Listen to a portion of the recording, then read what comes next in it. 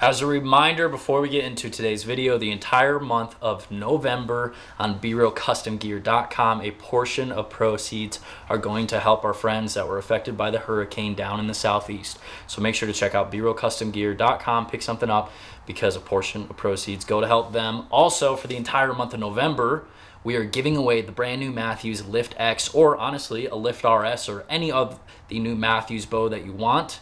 If you win it, you will get to decide. So one order equals one entry. If you buy the UV1K Be Real Custom arrows, that'll be 10 entries. So a lot going on in the month of November. Make sure to check it out, BeRealCustom.com. Fun day today.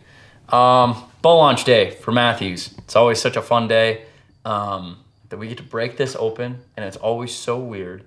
This is now our 4th or 5th year doing this, getting a bow so far ahead of launch, so far ahead of time.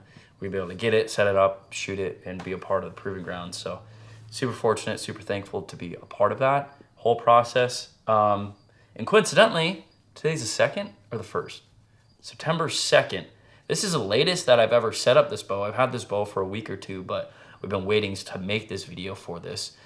So this is the latest me actually setting up this bow. I didn't have, like last year I had my goat hunt in the end of August, so I need to set it up before that.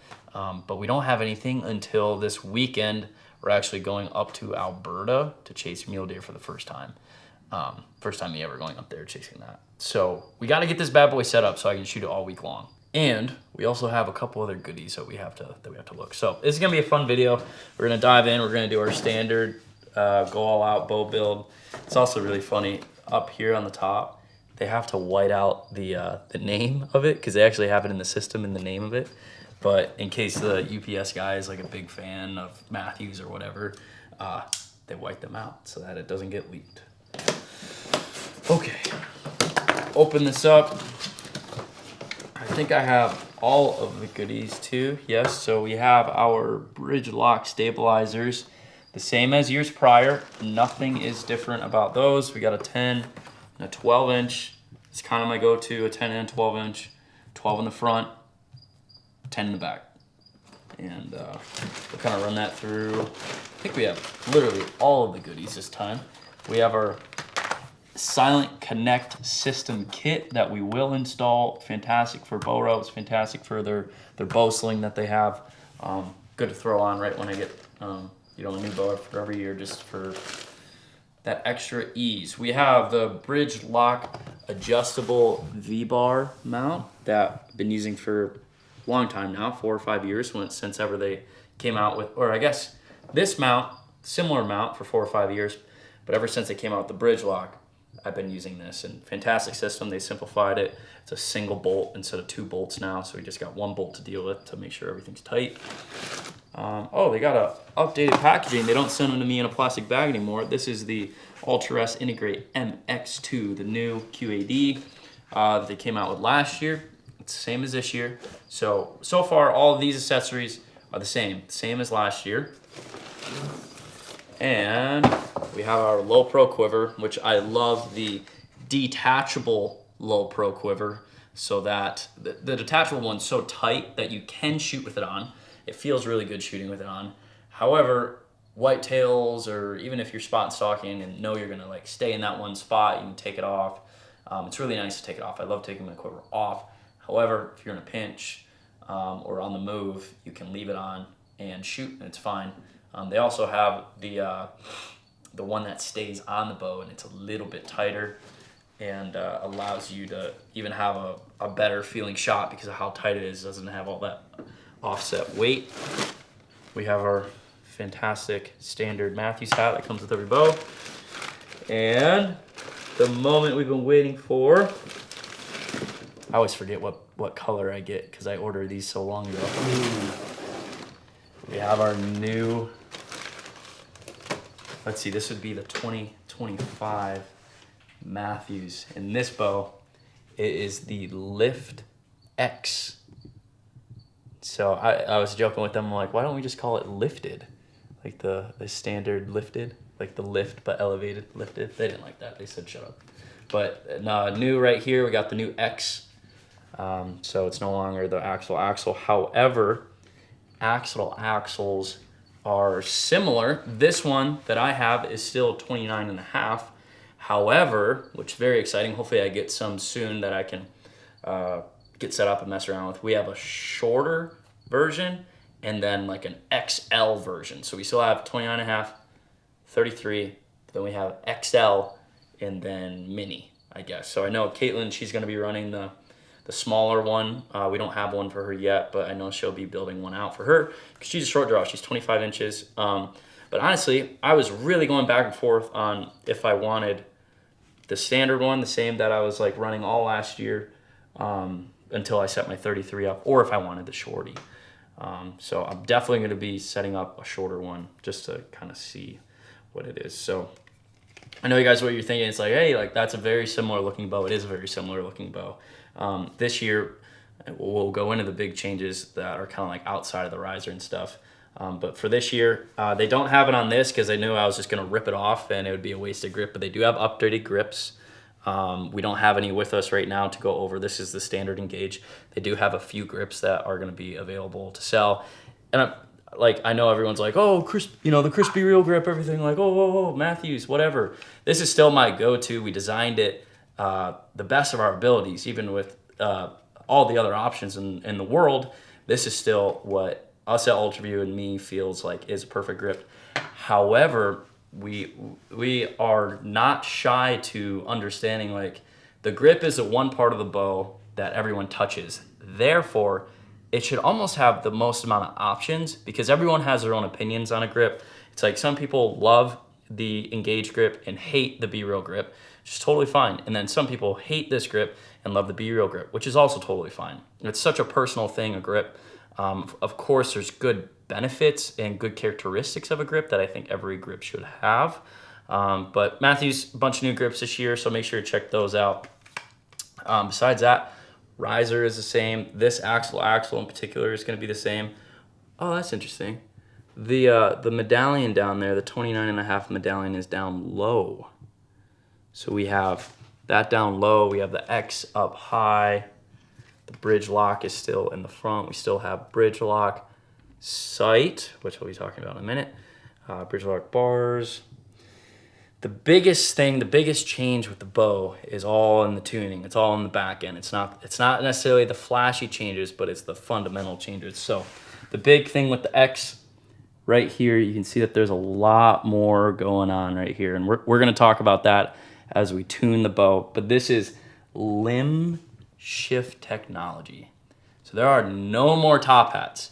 Top hats do not exist. We have all of those top hats I have over there and that right there. We throw all those away. Going forward, we are not going to need top hats anymore, which is absolutely fantastic. And I'll dive into this. I'll kind of show this as we get into the tuning process.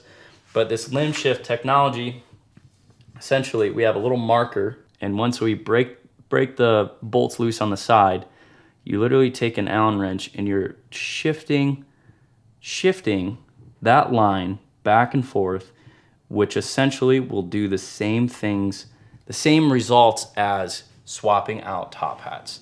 So, back in I call them the old days, but even way back in the old days, talking to George Riles and everything, they used to spin the yoke. So you have a yoke of a bow. A Mathews really doesn't have it because they have this split system right here. But like on some of the Hoyts and some other old school bows, like some old school Martins and stuff, they had yokes that came all the way out here on the axles and came way down. And it was called yoke tuning, but it really was called, you were distributing the weight of the limbs slightly different to tune the bow better. So George Riles thing is like, just make sure you got to yoke tune your bow. And essentially what that does is you spin up, one side more than the other, and it pivots the weight of the limbs and everything to get a different tune. So now, essentially, that's the same thing with this limb shift technology that we're doing. It eliminates top hats. It's going to be way easier. I'm very pumped to do this because when I just had to set up Caitlin's bow, I swapped some top hats around, and I just set up a buddy's bow, and it's fine. It's bulletproof. It's just like an extra step. You got to use a bow press, and it's just a little bit of a hassle. But with this, I'm super pumped. No bow press. It's just a simple little Allen wrench. You move it, visually can see it, and bada bing, bada boom, paper tuning is going to be a lot easier. So very similar to what yoke tuning on like in the old school days used to do in a new school sort of way. So this has been around forever. This is like the easiest way to do it. Let me put it that way. We do have the same earth. They do have a new color. I don't even know if they have a name for it yet at this point, but it's like a gray or like a dark gray. Like I had an old bow with a dark gray on it, and I was very much on the fence, but I love the earth so much that I was like, I'm just sticking with the earth. Okay, specs are the same for this axle also as last year. The Shorty and the XL, I don't even have the specs of that yet. I haven't gotten like the final PDF of those yet, so I can't talk about that. But when we build those bows, when we do the bow build on that, I'll have all the specs for that. So biggest change in this actual bow, in this 29.5 version, is the limb shift technology. Now we're gonna get into the fun stuff, which is really, I've been super involved with over the last, gosh, it feels like a year nearly. Working with the UltraView team, working with the Mathews team very in-depthly to offer you guys a true bridge lock sight. Mathews, that's why I kind of laid all these out. Like Mathews goes through such great efforts to optimize stabilizers, optimize a side bracket, optimize a rest. And the one thing that was kind of missing is like we don't have a true bridge lock sight, because even with the original UV slider, the original one, we kind of worked around it with a bend. You know, there was a lot of concerns about like creating a bend in that bar. It's like, it looked kind of weird, but it's like we don't know how to fix all that and to make it much smaller, because essentially what you're doing is we used to bolt all these things on the side of the boat. You know, we bolt stabilize, or stabilize you screwed in, but bolt quivers, bolt rests, bolt everything on the side, and then it created this big bulkiness. Like let me grab this old. Like if you look at this side profile, I mean, you have all this stuff bolted on the side. It's so bulky and nasty, and then you gotta do your quiver, and your quiver's so far out. So what Mathews has been doing over the last couple of years is optimizing our accessories. So the final puzzle piece, and the hardest puzzle piece in that, is a sight, because you guys don't realize how difficult it is to make a sight. There's so many moving parts. There's so many fine little details. It's like precision, and anyways, it's a lot of work to optimize it for something like this. So this is my old lift, because I've been testing and prototyping this, but this is still considered a proving ground one, of a prototype one, I guess say, but it's pretty much final. This is the new UV slider bridge lock Mathews edition. So we got a couple things that I'll talk through, but let me pop it off real quick. So the UV Mathews edition sliding sight.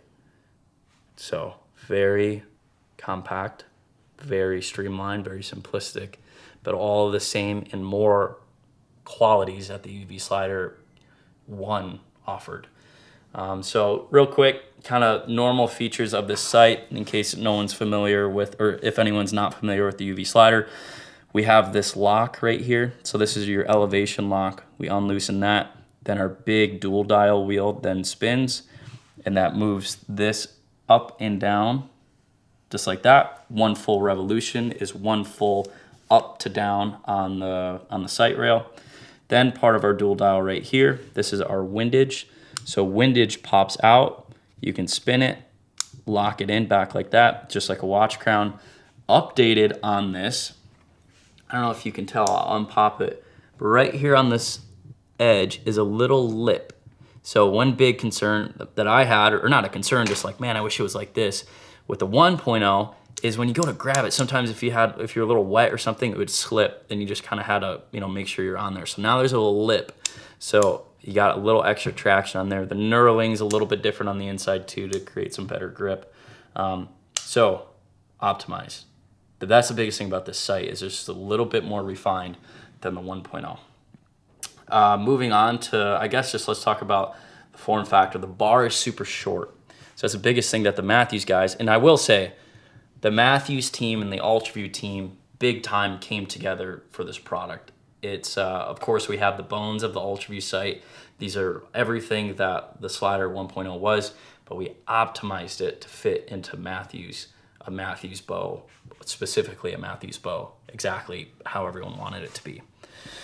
So the bar is really short, optimized. There's only one setting in this.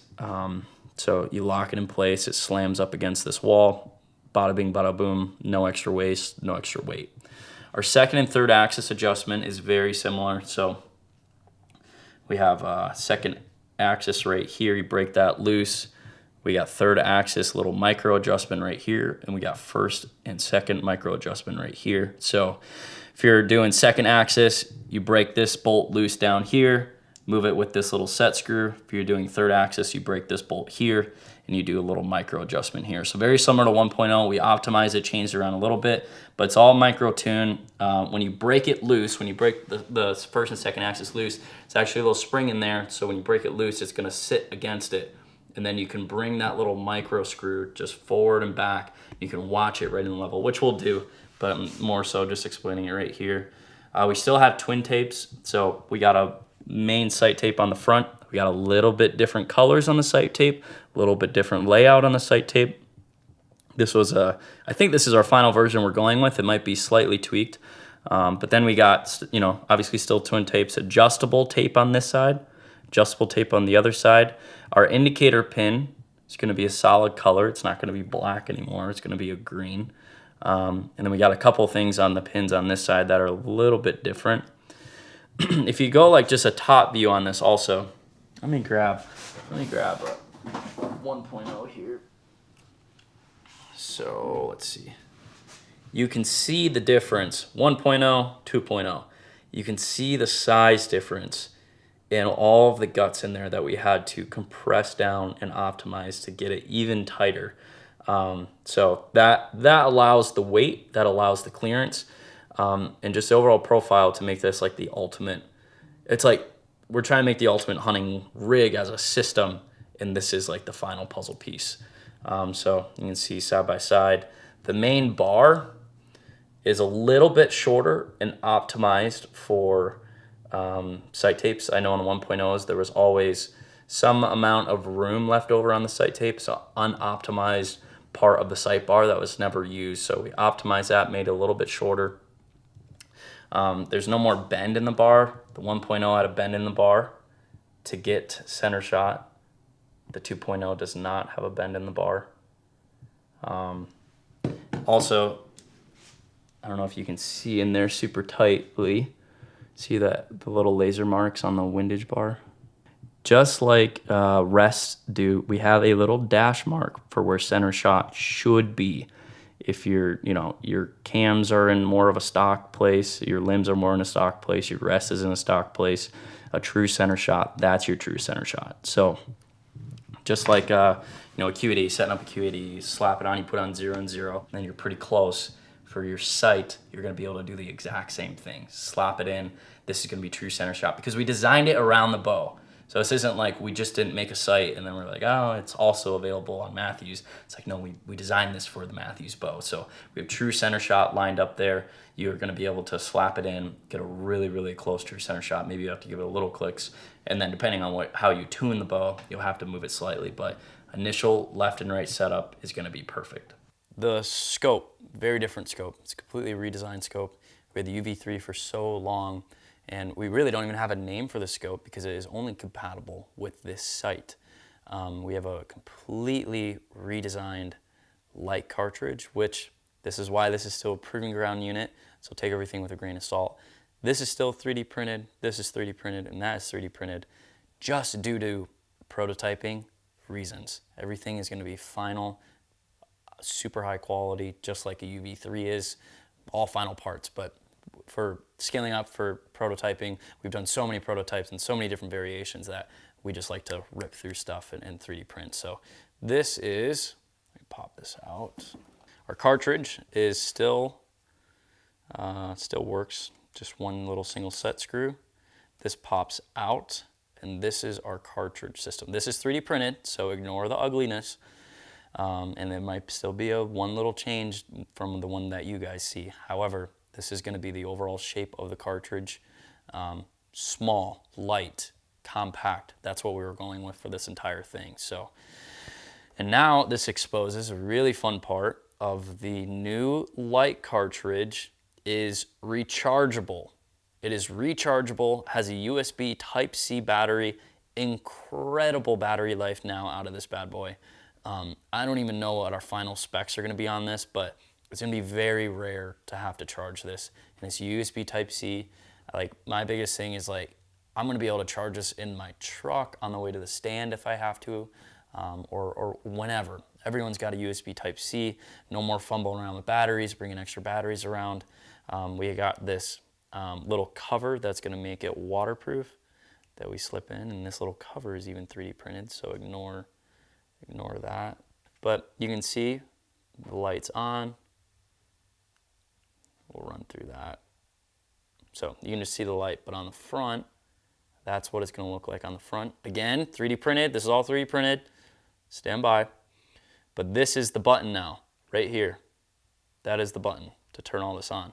And to run through the settings, you just keep pressing it. It goes through, runs through the brightnesses up and down. You hold down, turns it off. It's still going to have an auto off. It still has a bunch of settings. And right now we are still currently debating and going through what kind of settings we want in it, because it is totally programmable with a computer chip in there. So we're like, do we want 20 settings? Do we want 5 settings? Do we want a little bleep, beeping, flashing to indicate it's off? So right now, this is the fun thing about this side, and that I really like to enjoy. We're talking with the Mathews team. We're talking to the Ultra team on what final settings do we want in this site for the light setting, because it's the easiest thing. We can it's just programming, it's computer programming, so we'll be able to go in there, change around some settings. So right now, I think there's 10 settings. There's a flashing setting right before the final dimmest setting, and then it ramps back up to the top. But I'm not sure if that's going to stay. We're kind of going through that right now of what we want. The biggest thing that is upgraded on this, however, which we had to really upgrade the internals to get down to this, is on the UV1, it's like the lowest settings were not low enough. There was not enough adjustability in the lowest settings. So we have that fixed now. There's a lot of adjustments we can get down in the lowest settings when it gets, really dim. Especially if you're on the target side or those last 10 minutes of legal light, if you want to get something just barely showing, we can for sure now get that. So more adjustability on the low end, and we'll get into what we talk about, which is a really big concern originally, the brightness of the fibers. We'll get to that in a minute. There's kind of a problem with that, so we'll get to that in a minute. But also, when you turn this off, whatever setting you were at, it has a memory, so when you turn it back on, it stays at that setting. So you don't have to rip back through them to get to the original one. So if you want it like at lowest setting number 2 for those last 15 minutes of light, whatever you shut it off at, it's going to turn back on at that same setting. So we have a vis ring in here that clips right in, very similar to our other one, kind of skeletonized. We got our main bolt setting in there that mounts into the wind shaft, very similar. Also, I guess this light pops out super easily. This is our light cartridge now. It is 100% friction, very tight friction fit. We make sure that we ain't gonna lose this in the woods or anything. It's a very tight friction fit. It just snaps right in. So if you want to charge it, if you want to take it out due to some laws out west, you're not allowed to have electronics. That's all you need to take out now is this little guy. And then you still have a vis ring. We will have a ring that completes, similar to our other one, that completes this circle without the light kit.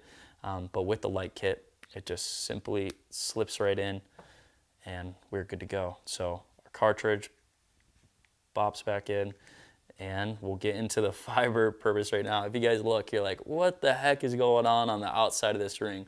Well, I will show you what the heck was going on with the outside of that ring. This was our original. This clear part is actually 3D printed, and this was part of our testing of we knew a biggest complaint about the one is like, man, the pins aren't bright enough, pins aren't bright enough, pins aren't bright enough.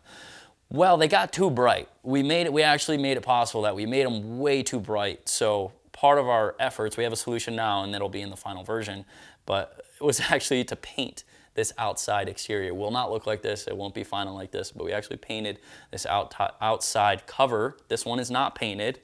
This one is painted, and this is at the ideal brightness level, still really, really bright. but not so bright that it looks like you're looking at the sun. Like right now, that probably looks like you're looking straight into the middle of Mars on fire. Also, what I'm holding, I didn't talk about yet, this is a 5-pin. So we have a 5-pin sight now available in 15 thou fiber, which is very exciting. We have a whole new world.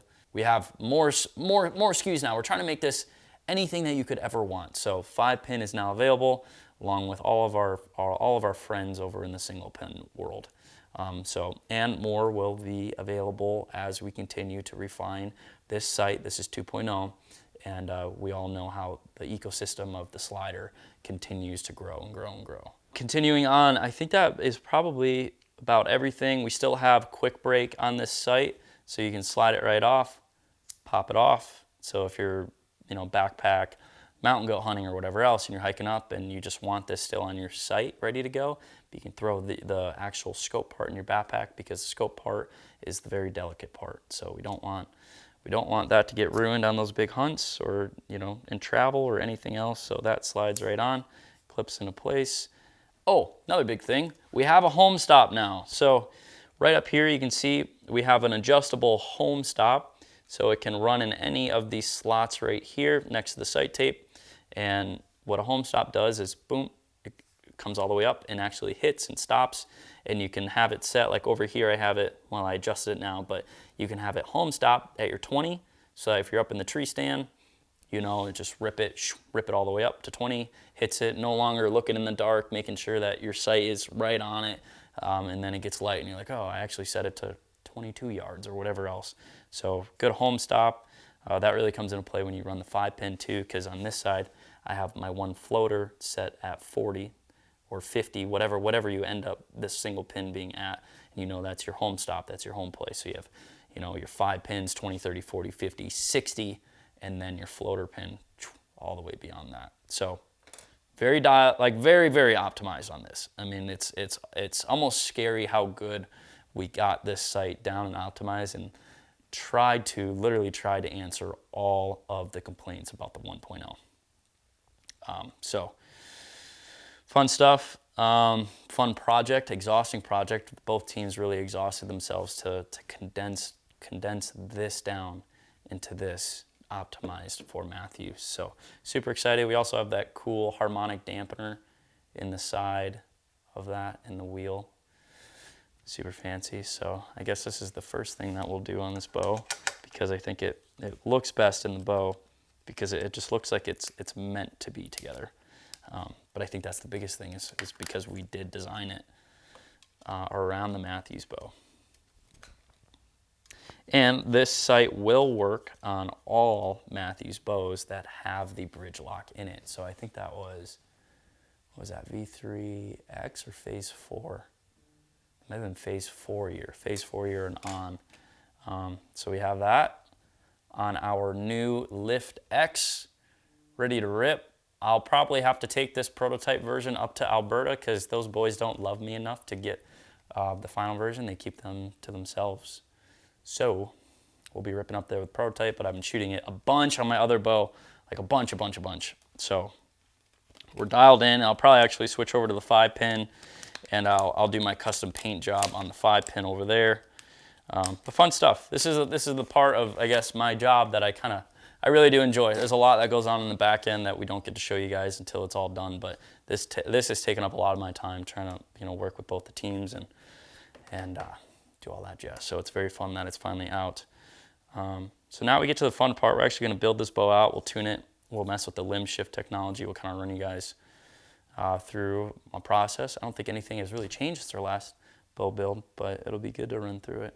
Okay, we've done a lot of talking. Now what we're going to do is we're going to put everything on this bow, bolt it on, and start setting it up, because I need to get this thing set. I mean, we got to make a video for it, but we also, I got to get it set up to get used to it and get hunting with it. But I got a full week, so I'm not super worried. First things first, we'll take this grip off. Same grip configuration as far as on the riser goes. We still have shot sense, can slip in the side there with the appropriate grip. Still got all that fun stuff. Let's make sure we take all of this off. I'm not sure with the new grips what their program is for changing them out, but for my grip, we definitely need to take this off. Okay, get our grip, slips right on. Then we will do our rest. So we have a MX2. Oh, fancy. I don't think I've ever gotten one in the final packaging. They always send me one like in a plastic bag.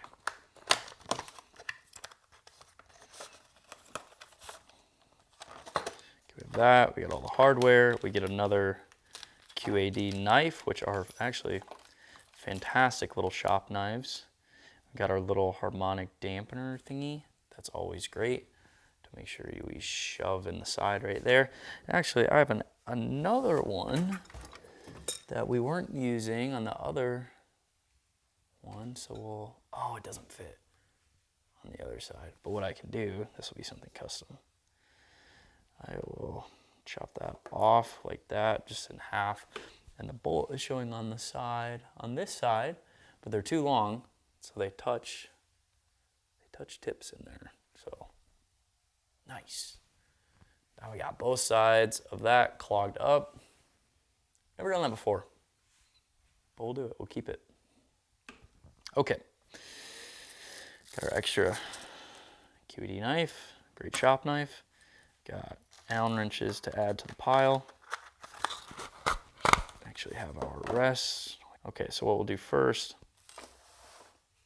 we have our little moleskin pieces that we have to apply onto the rest. It's easiest to do, a lot of times I forget, but it's easiest to do when you just have the rest here in your hands. So we'll take off our moleskin this way. We'll do this. Drop it down. Drop it like it's hot right there.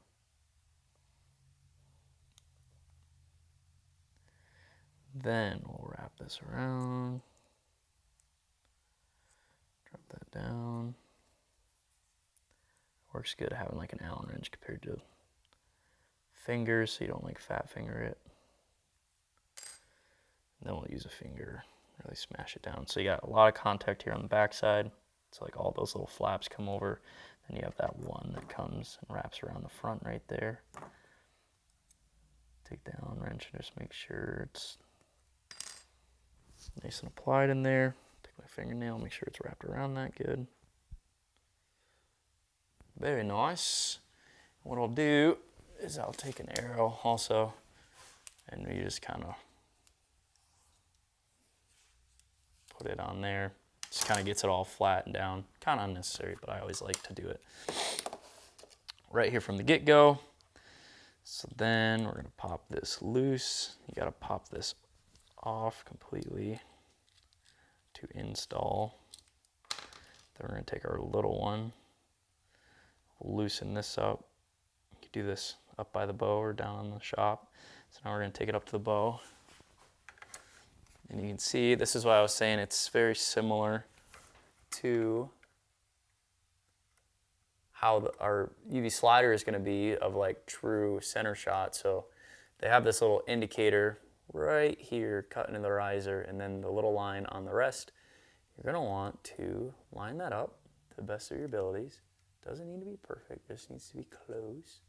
Tighten this down, and this is essentially what the up and down rides on. I mean, you can see the threads in there, and then this main clamp, little tiny clamp part, always stays on the bow. So even though you loosen that bigger clamp, then this little clamp stays on the bow, and this pin rides up and down on this main clamp, and that's how the rest moves up and down, essentially on that pin. So functionality, that's how that works. And then we'll take our big clamp,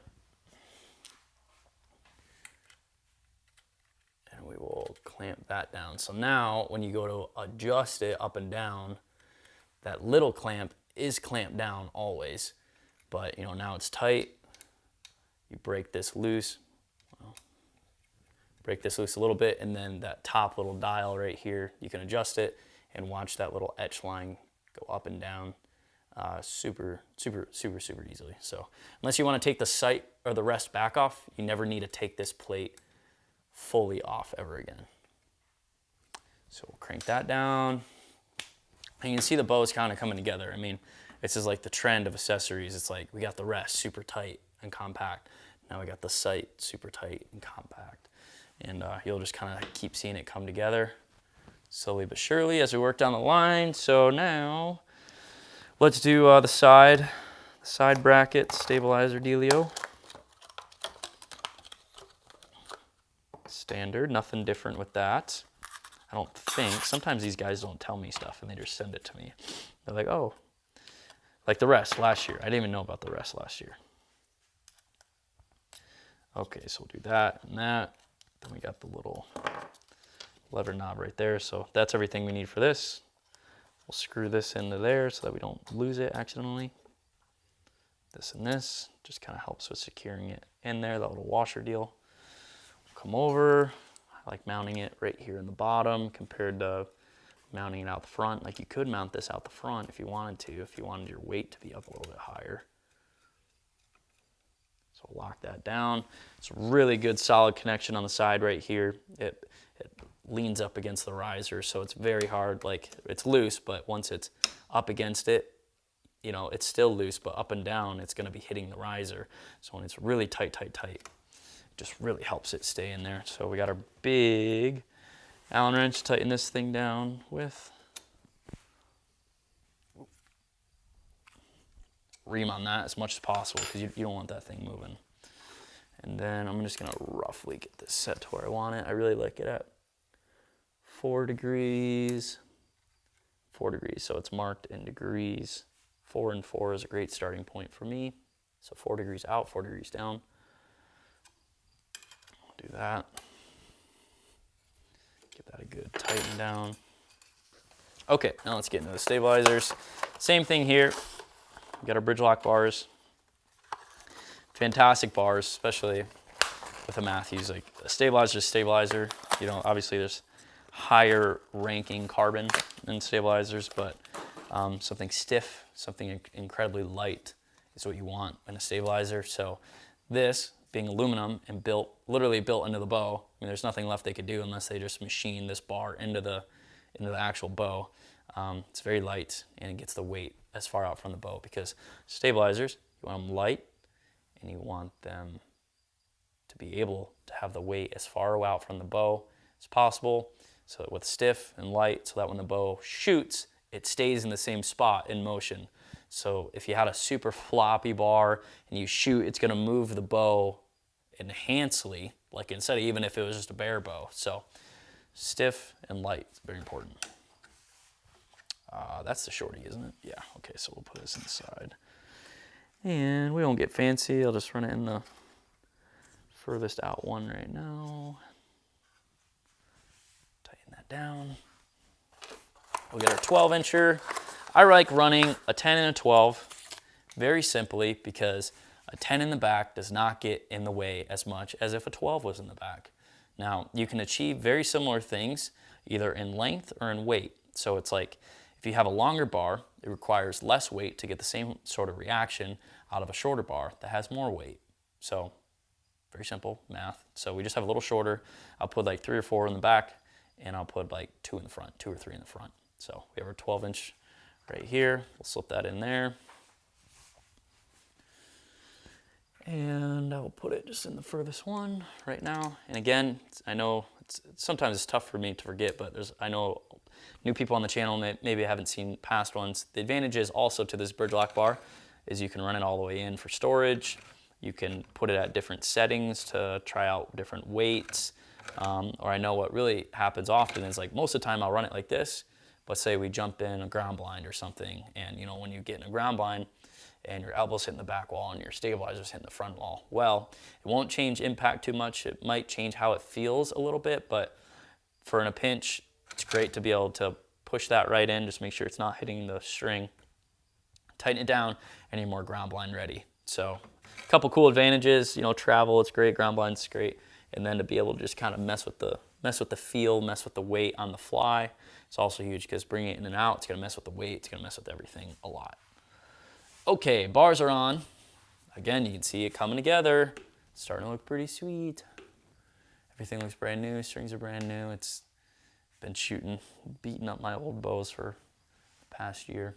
Okay, so next, we'll do silent connect stuff last. We'll probably actually do that after we tune and everything. Let's do our stabilizers, or stabilizer. We just did our stabilizer. Our quiver stuff. Got a quiver and earth. Got our hardware. So that's a low pro quiver. Very minimal. It's very tight along the bow. This is all of our hardware stuff. Same stuff here. Don't believe anything changed on this. So up at the top,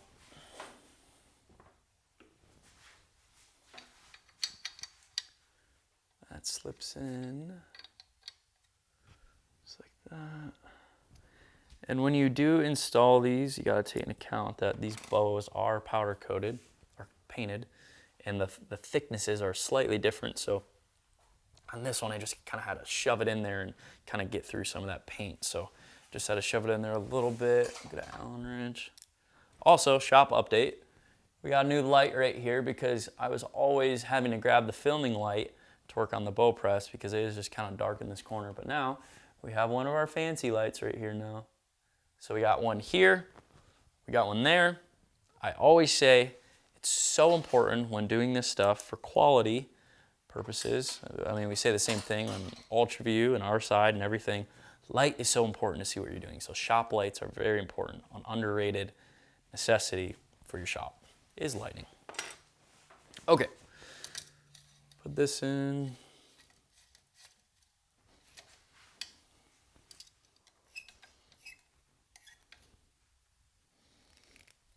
I was just thinking about it. You guys are going to know that I have that shop light on because you guys aren't going to see this episode for a few months. Okay, that's in there super tight. We'll put our lower one in.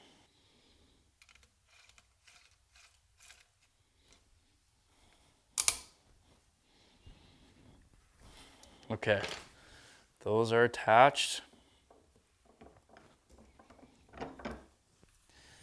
I'll slip our quiver in. The best quiver ever. I mean, I literally will say the best quiver ever. I've used a lot of quivers that are very annoying to use. Once this thing's set up, you do kind of gotta make sure they are just right.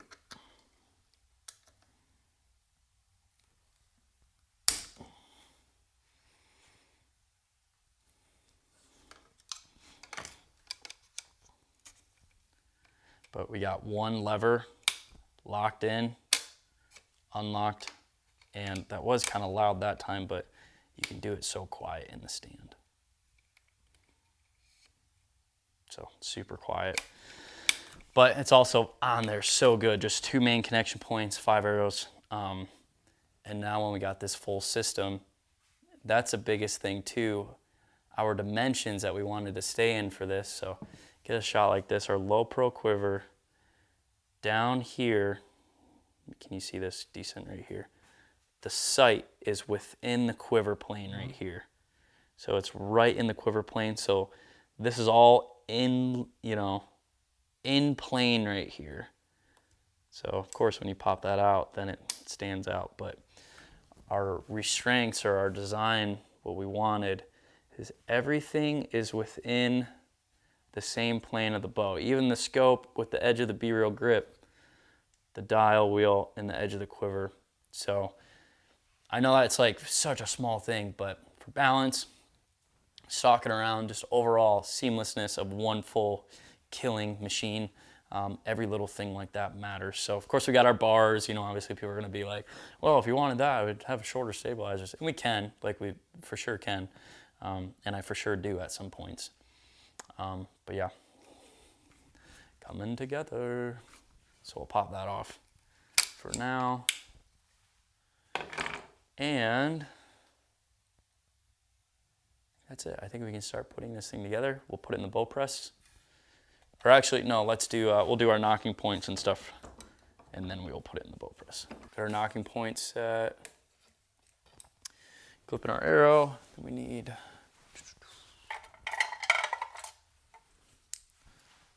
our handy dandy levels. And with our rest being designed to be stock standard at 0, we can literally just level our bow. We can level our bow, level our arrow, and that gets us incredibly close. So what we're gonna do, take a piece of serving.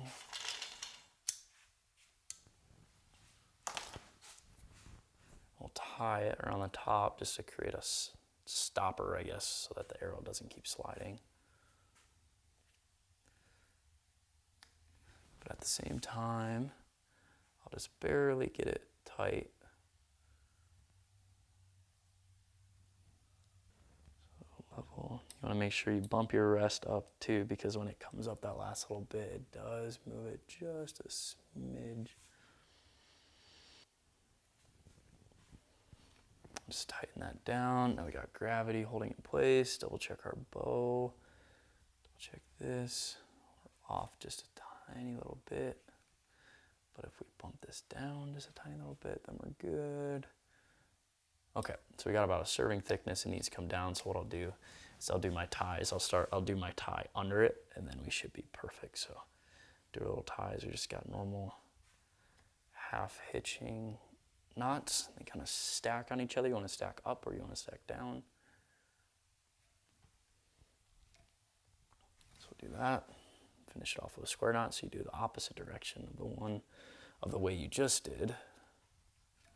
Tighten that down. I like to be precise about this cut. So I do it with a knife instead of just a lighter. Some people just burn it off with a lighter. And I guess if you're going fast, that's fine. I like to do this. That. Smash this down with your finger because that little extra melting kind of just keeps it together better. Some guys like to go down and then back up. I just think it's a little too fat when you do that, like too much material. So I just do one layer. It's about 3 layers of serving right there. 2 on that side, 3 on this side. Okay, re-knock our arrow. Level, and it's actually just riding on this side of the line, which I like. I like slightly knock high right now, at least in this situation. So now we'll do our bottom tie. And if you guys watch my bow builds in the past, you know I'm a big fan, leaving a little bit of room in there. Ooh, I will say too, let me do this. I am shooting lighted nocks. I'm gonna go get 3 packs of lighted nocks right in my truck. Okay. Back, these are the Halo Micro Nock in green. I've shot nocturnals a lot in the past, but I actually like these a lot more. We were in a pursuit to find the best lighted nock for 4 millimeters, and we've heard really bad things about the nocturnal ones, breaking and cracking. They might have upgraded since then, but a lot of bad reviews. A lot of good reviews though, however, about these Halo nocks. So we're on the Halo nock bandwagon now, especially for the micros, and they're very easy to shut off. So anyways, what I'm getting at is it's very important that when doing this part of the process, you want to make sure you have the correct arrow and the correct nock that you're going to be shooting. So that is a Halo nock. How these work is it's actually pressure related. There's only one snap. Like nocturnals are like 2 snaps. There's only 1 snap, and these comes off the string, fires. There's actually a little tiny button on this, so you reclip it, hold down on the button, and slide out, and they shut off. So easy, no little knives or anything like that are pulling in and out. So I'm pretty pumped about these. I mean, I've shot them, I've tested them, but I've never we haven't hunted with them yet. So excited to give that a try. So anyways, important, make sure you got the right nocks, because a lot of guys, I mean, they'll get their bow set up.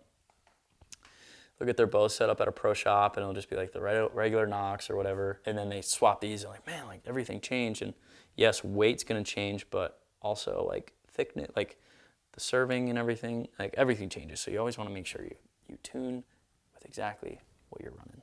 So we got 1 serving thickness, a gap there. And I will say from like the UV nocks to these nocks, it's not a huge difference. These are just a little tiny bit skinnier.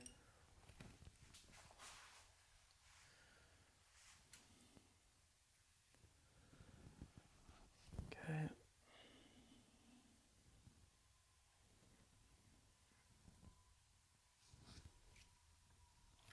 Do that. Same process as the top one was.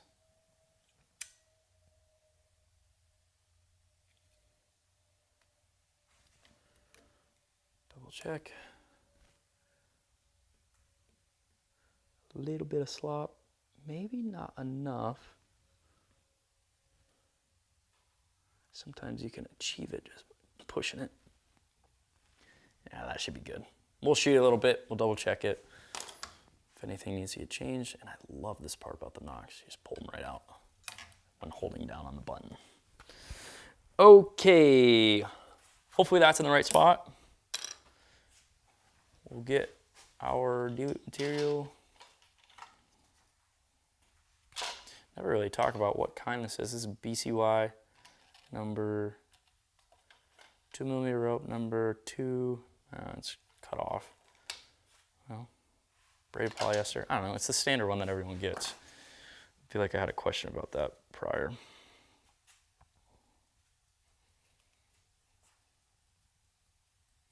Smash the crap out of this.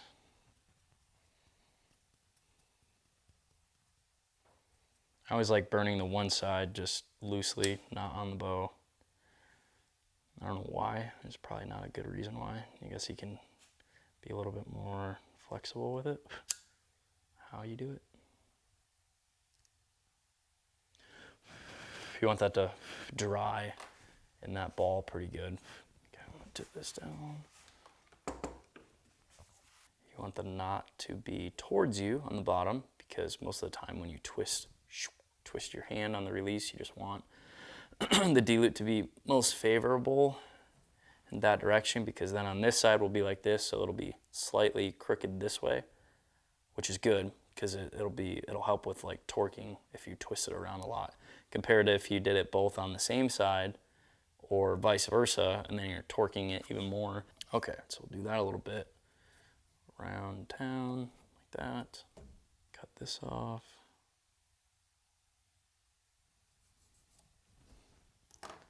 Try a little longer D-loop on this bow. I will say same specs as my last bow, 80 pounds. So interested to see like just what kind of feet per second we get out of it. I kind of know what I expected we should get out of it.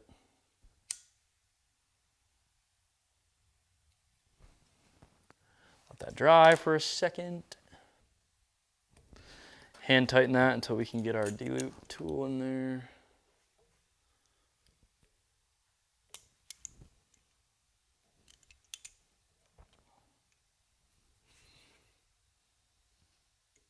Okay, so I'm not gonna seat that all the way down because I kind of broke my own rule. Make sure you put your peep sight in really fast because it's gonna spin the thing all around. I might try, I've never done the G5 ones before. I might try that. G5, 3/16, a super simple OG one. I'm gonna give it a try. Try it. Might gain a couple feet per second too because it's light.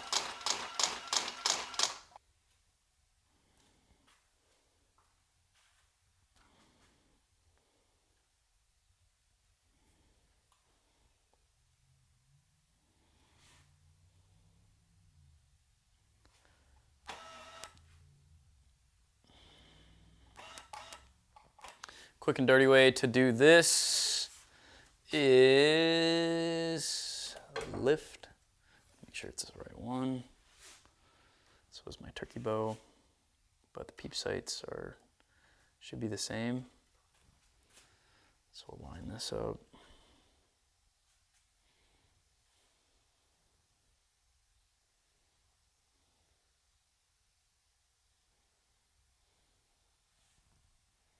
It'll be close.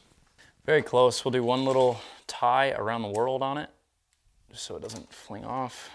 But I don't like to do the final tie until the very end, because peep sight, you like to move it up and down just to get it right in the right spot. You can see you put this in, and then my D-loop spins a little bit, but I didn't ream it down yet, which is a good thing.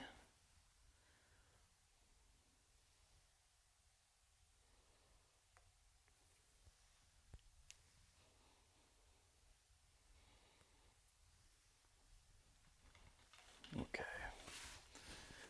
Knife.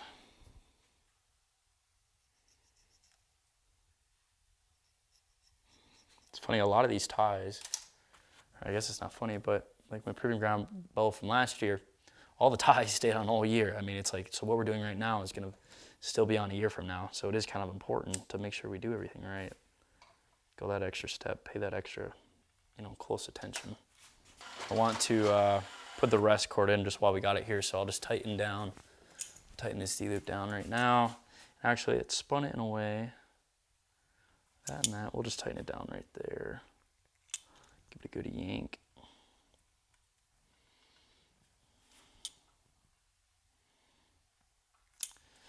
I made this a little longer than my last one because I feel like I just want a little bit more out of it, or I've been wanting a little bit more out of it. So do that. Then our rest cord goes in this lower cable. You kind of split it right in half. If you got a solid string color like me, you kind of just gotta, you just guess where the middle is. Just kind of feel where you feel like the thicknesses are to about in the middle, and then pull it up. Bring it down. Make sure all the strings are on. Then we'll do this the quick way. We'll take my bow scale, which I guess we'll get a bow scale read on it now too. And we'll pull it back, and that'll get us close to where the rest needs to be. Okay. Looks good. Peep sight's crooked. Just fine, we can fix that. Feel like it's gonna be low, so we can fix that too. But now, what that does, let's see, 79.2. Yeah, so 80 pound limb, 79.2. So now that just set our rest cord length about right. Like it'll be fully back at full draw right now. So what I'll do is I'm just gonna tighten it down, and then if I need to fine tune it, I'll fine tune it on this back side. So I'll loosen this little set screw, and I'll be able to feed this cord in and out. So you can actually see there's yellow on here, so it like pulled through as I pulled it back. But I like to just do a standard knot, and then I'll do it very similarly as a D-loop, where I'll cut it off and burn it.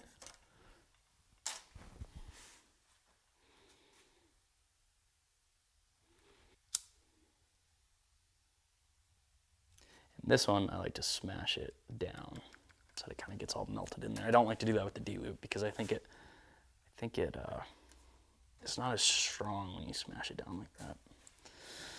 Okay, so rest cord is in, rest is in, D-loop is in. Peep sight is in, but it's wrong. That needs to get bumped up. And then that's gonna spin on me, probably 180 degrees, which is great. So is my peep sight.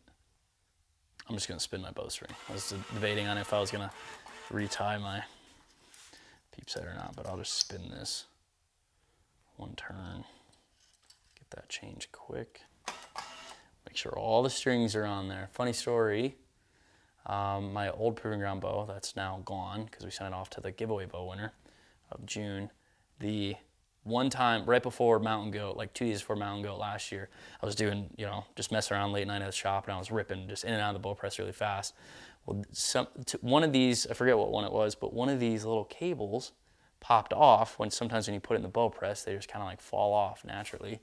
Well, then I went to go let the bow out, and I picked it up, and I went to go pull it back, and it went pop, pop, pop.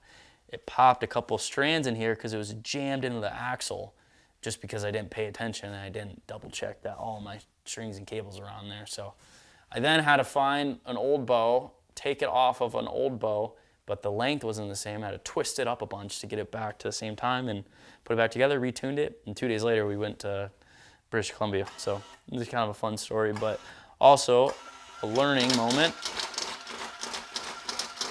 for me not to go too fast.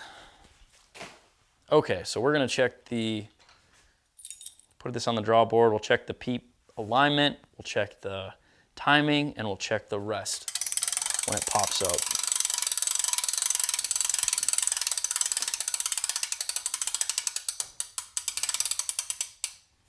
Okay, so peep's actually spinning around pretty good right there. It's good to look at it very objectively in a press like this.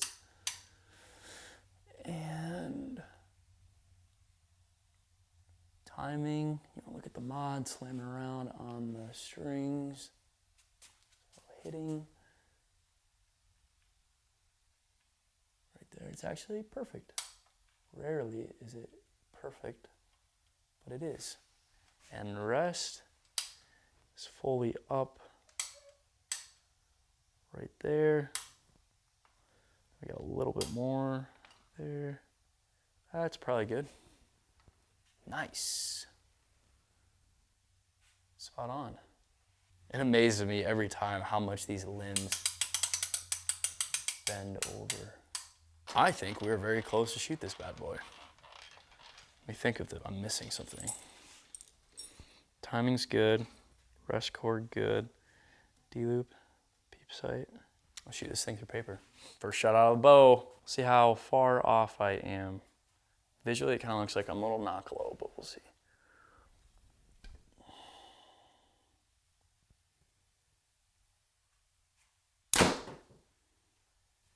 Feels like a brand new bow. Okay, and this is good because I want to do our limb shift stuff, but we are straight right.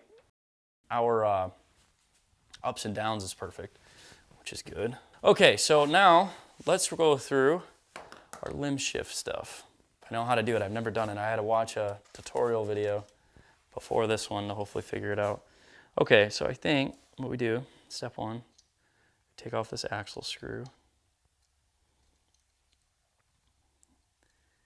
Then, in this little window right here, there's a little etch line.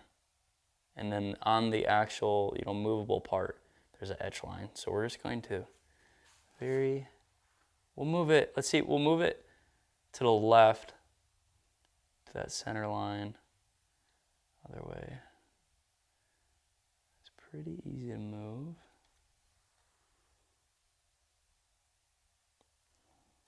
Literally shifting it. Can you see that movement?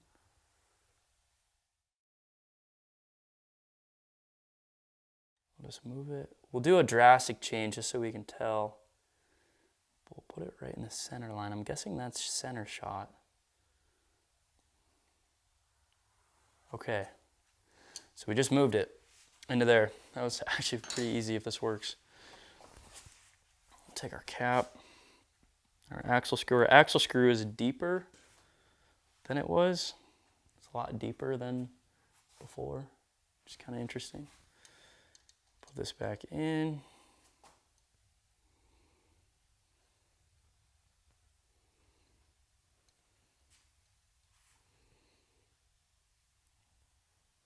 That's it.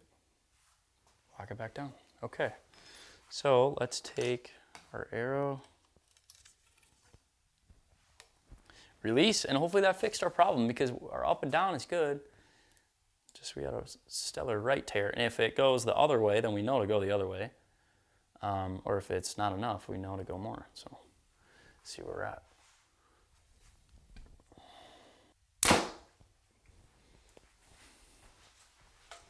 Okay, looks like not enough, but it did move from there to there. So we're going to, which makes sense because I typically for top hats have it shoved all the way that way.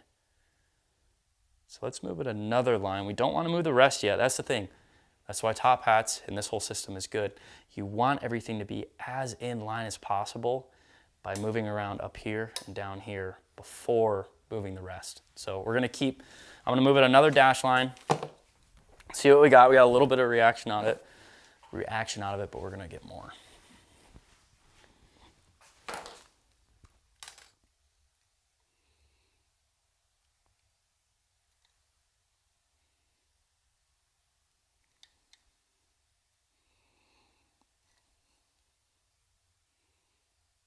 Okay, we moved to another dash line to the left. I feel like they intentionally did not put it in the middle for me, so I had to do this. That'd be kind of funny. Okay, so tighten this back down. And let's see what we get. Will this be the lucky one?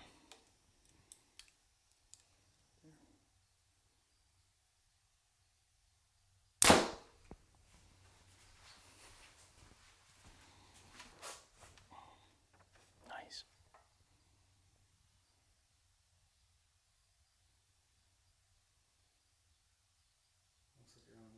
I might be going the wrong way, I'm not sure.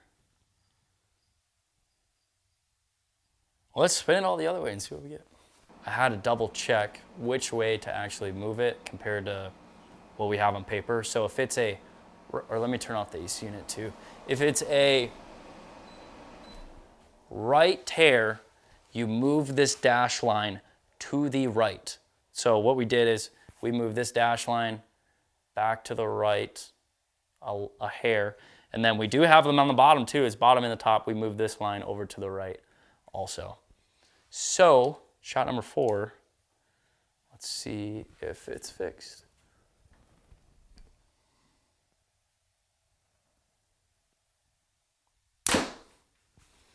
Okay, nice. Now we're too far the other way, which is what we wanted. So we reacted the other way. So now we can bump this back. Okay, so now we're super easy. Now we know which way we're going. We'll move the line to the left because our fletchings are to the left. We have a left tear. See what, this was a half a line, or not a half a line, a full dash mark to the left on just the top cam. Let's see how much it moves.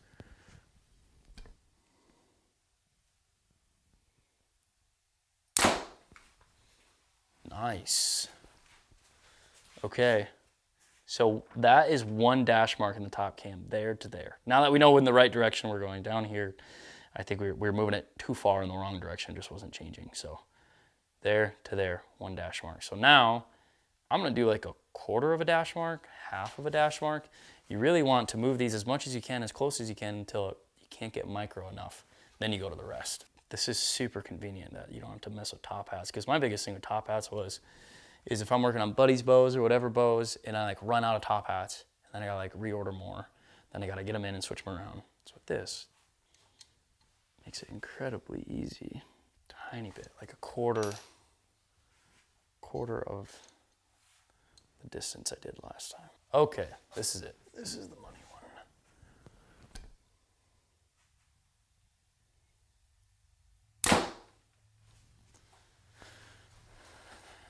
Nice. Look at that. Actually, it's perfect. Did not touch the rest at all. Did not touch the rest to get to a bullet. That was from, let's say, 4 yards. I like to do one from 7, 8 yards or so, because it just gets the arrow at a little bit more of a deal.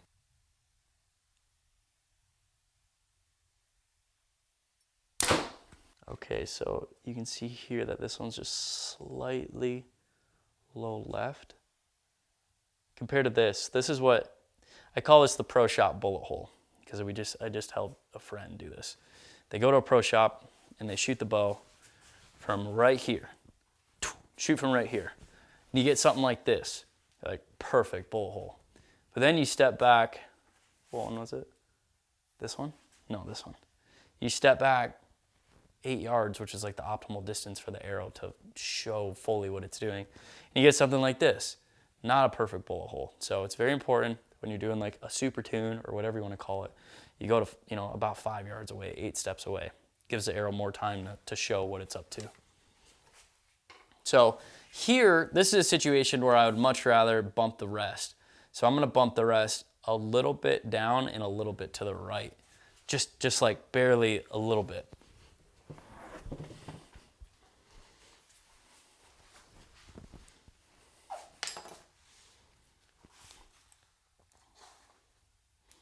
Slightly down.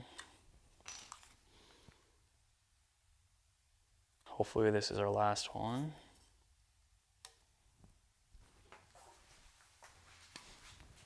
Oh man, I don't know if it gets any better than that. It might just be ever so slightly left.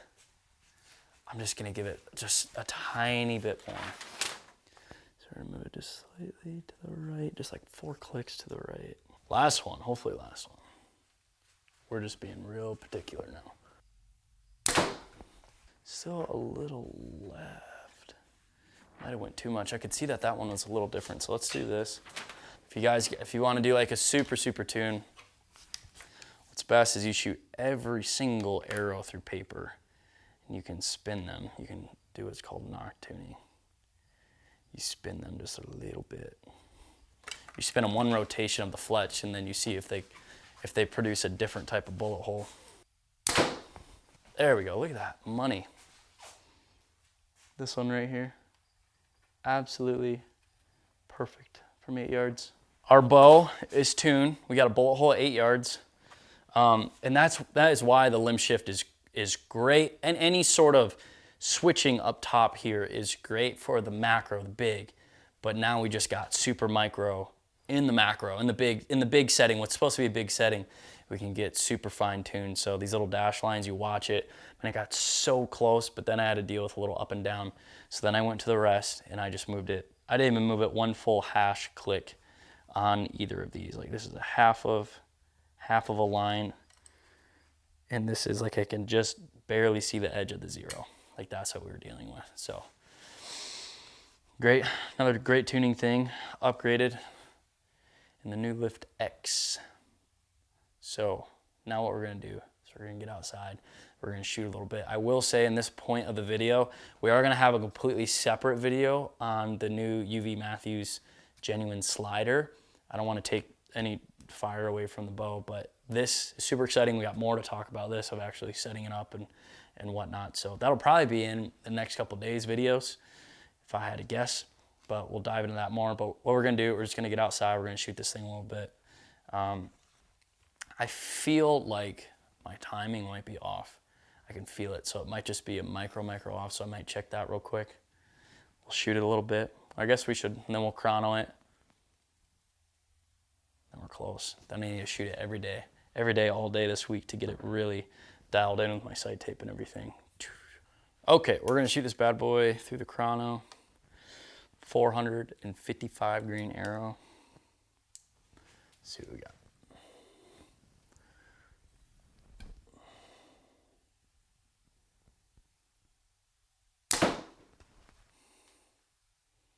.298.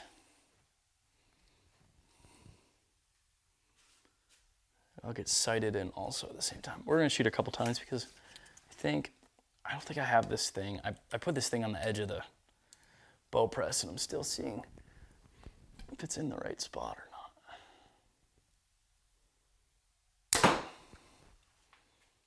296, okay, yeah, I don't think I'm close enough to it. Let's try this one.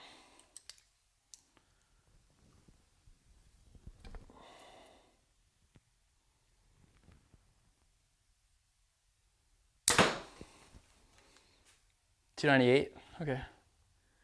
298, 296. Let's do one more. Right in there. I might have to put a couple twists in it though to get it over 300.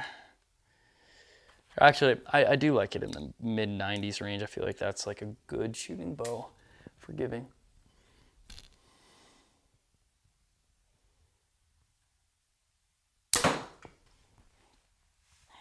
.294.7. Interesting, getting some inconsistencies out of this thing. I think might just put it back at a tripod, but it was taking up space. So we're right around that 296 range. I'm happy with that. But we'll get sighted in because I want to get sighted in at this distance, so then we'll get out and shoot 20 yards. Okay, last one, then we should be sighted in.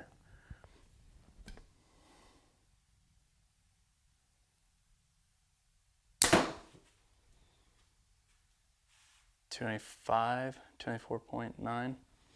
It's right in there. 295, 296, right in there. Okay, well, we're ready to go outside. We'll go outside and shoot 20 and Just kind of work our way back and see what we get. All right, we'll just get set in at 20. I want to work my way back though. We'll shoot that 60 yarder a little bit. Feels good, but this week I'm definitely gonna tweak a couple little things. I might tweak, draw length feels a little short. I think it's just me and my other bow. I twisted up the cables a little bit, which will make your draw length a little longer. So I might end up putting a couple twisting cables, get it like 81, 82 pounds.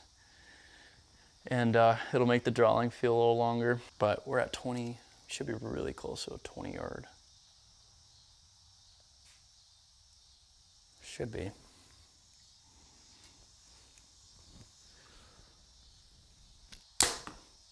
Oh, perfect. Couldn't have asked for anything better than that. So I know that this speed is slightly faster than that. So we'll be able to guess our 60 yard pretty good here in a second. I'm just gonna shoot a couple at 20.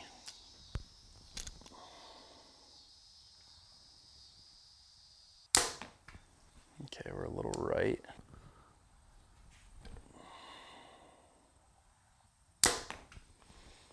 Money. I wanna move back to 60 now. So, let's see.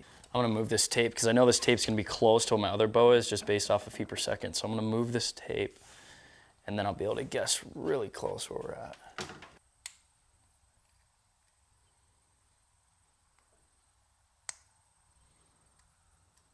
Okay, so I move that indicator down to 20. And I just have it on this side tape right now, this right side, just to make it easier. My left side I could do too, but I have that set up for just my 5-pin setup, which we'll mess around with again in the next video. I don't want to dive too deep into the sight because it deserves its full video, or its own video. Okay, so that's at 20. We didn't move my sight, we just moved the tape. So we're still at 20. I know this bow is a little bit faster than that bow. So I'm gonna put it at like 57 yards, 56 yards. I'll put it at 56 yards just to be safe. And I'll aim right in the middle at that far target.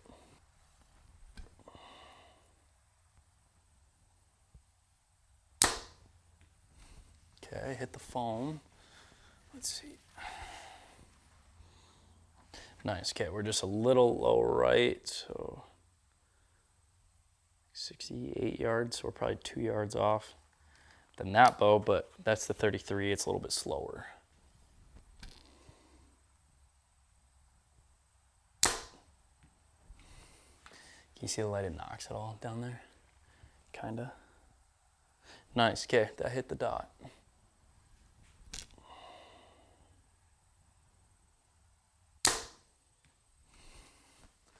That looked good too. Nice, okay, those are stacked right next to each other. Okay, so what we're gonna do, I'm gonna go pull these and I'm gonna shoot one clean group at 60 yards. And then we'll be in really good shape I'll probably shoot, I'll be done for today, pick this thing up tomorrow in the morning and just crank through it, just go through the refining, sighting process and everything. I'll finish tying this up. But these videos, the main bow build part is just to get the bow together. It's then really I spend the next week just kind of changing a couple little things on it. It's not like I build them and that's the set all be all.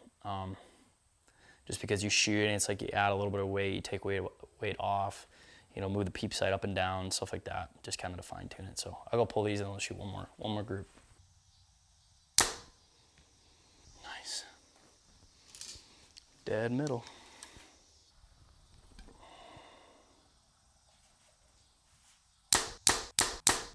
Okay, let's go check that one out because that's a really good group. The first 6 consecutive shots we've done 20 shots tops out of this bow. So we're pretty dialed in already at 60. Okay. Not much more you can ask for the absolutely first group. Really the first group out of this bow altogether at 60 yards, and 5 out of the 6 are right inside of this tiny little morel dot. So, we got a group like this with one straggler, just one guy just barely outside of it. That's incredible. That's about as good as I can humanly possibly do at 60 yards. So the bow's definitely in a good spot right now to keep tinkering with and keep messing around with. So this is a really good place to be, because I bet, especially a group like this, they look like they're flying really, really straight with lead nocks. Should be able to slap broadheads on that like no problem. So to be able to, I think there's a lot to say that, I think if you've worked on your bow, you've experienced it. You move the rest all around, you move the rest all over the place, and then finally it's like, man, really feels like the rest is way out of whack of where it should be. However, you're getting a bullet hole. It's almost like a false bullet hole. Like the bow isn't set up properly, but you can still get a bullet hole out of that, if that even makes sense. But with this, I mean, you could do the same thing with top hats, but now with limb shift, you can fine tune it so well that you can keep everything at center shot. You can keep your rest in the right spot. You can keep your sight in the right spot. You don't have to move it like crazy, and you just shift everything around to keep everything in the middle, because it's not as forgiving if you got to shove everything to one side or shove everything to the other side. So to be able to do the limb deal to get all lined up, essentially yoke tuning to get all lined up, is fantastic. It makes it way easier, way faster. Pro shops, I know they're going to absolutely love this because it's less parts to order less, and it's way faster doing that than putting in a bow press, swapping out, doing all that jazz. So I'm pretty pumped about that. And I mean, to be able to shoot a group like this, you know, straight out of the gate at 60 yards is pretty stoked, with lead nocks too. So I'm excited. The all new Lift X. This is the 29.5. But like I said, they got the 33 still, and they have the XL, and they have the Mini, which I'm very excited. Hopefully I get those in before launch. We can do builds on them, and they'll show up after this. But we got a rough tune, rough setup, I like to say, even though we got a perfect bullet hole and a 3-inch group at 60 yards right out of the box pretty much. So new UV Mathews Genuine too. Go to Alberta on Friday. It's all good things. All good things. Spend all week. We'll get this dialed in with sight tape and everything. 455 grain arrow, doing mid 290s, with like a 28.5 inch draw by the time I get done twisting up and doing my couple little things. So another good bow, 2025 from Mathews. I'm stoked about it. I mean, the Lift was such a good platform, and they just made it a little bit better. So we're gonna have, you guys know how these launch weeks go for the channel. So we're gonna have a bunch of stuff coming up. Hopefully we chase a bunch of critters around already with this bow.